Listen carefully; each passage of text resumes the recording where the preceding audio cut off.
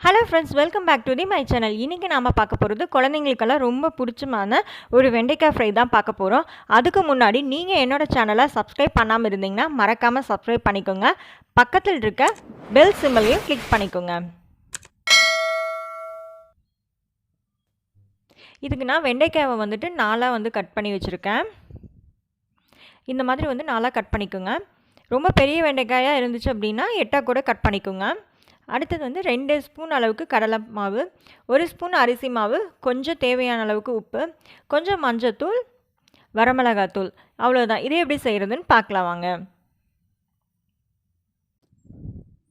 First வெண்டைக்காயை எடுத்துக்கலாம்.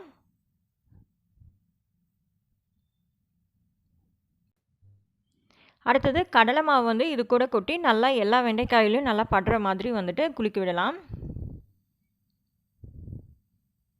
அடுத்தது அரிசி மாவு இதே மாதிரி பண்ணலாம். இது கூட கொட்டி நல்லா கலக்கி விடலாம். நீங்கள் இதுக்கு பதிலாக கார்ன்ஃப்ளவர் கூட எடுத்துக்கலாம், சோள மாவு கூட எடுத்துக்கலாம்.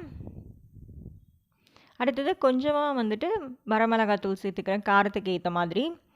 அடுத்ததாக ஒரு அரை ஸ்பூன் அளவுக்கு மஞ்சத்தூளும் சேர்த்துக்கிறேன். கடைசியாக தேவையான அளவுக்கு உப்பு சேர்த்துக்கலாம்.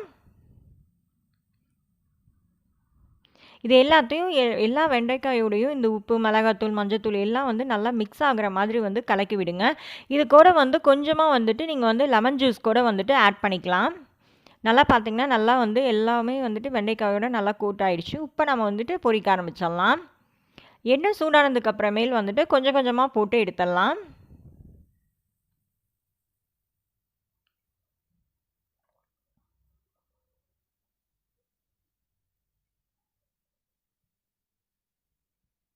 நான் செக்கில் ஆட்டின கடலெண்ணெய் யூஸ் பண்ணியிருக்கனால நல்லா கொஞ்சம் நல்லா பொங்கி வருது, நுர மாதிரி வருது எண்ணெய். பார்த்திங்கன்னா நல்லா பொரிஞ்சிருச்சு. இப்போ எடுத்துடலாம் இதை.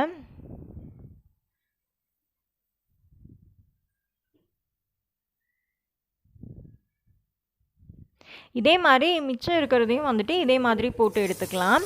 இது குழந்தைங்களுக்கு ரொம்ப பிடிக்கும். இதை ட்ரை பண்ணி பார்த்தீங்க அப்படின்னா குழந்தைங்க நல்லா விரும்பி சாப்பிடுவாங்க. ஃப்ரெஞ்ச் ஃப்ரையை விட இது ரொம்ப நல்லா டேஸ்ட்டாகவும் ஹெல்த்தியாகவும் இருக்கும். கண்டிப்பாக இந்த ரெசிபியை நீங்கள் வீட்டில் ட்ரை பண்ணி பாருங்கள்.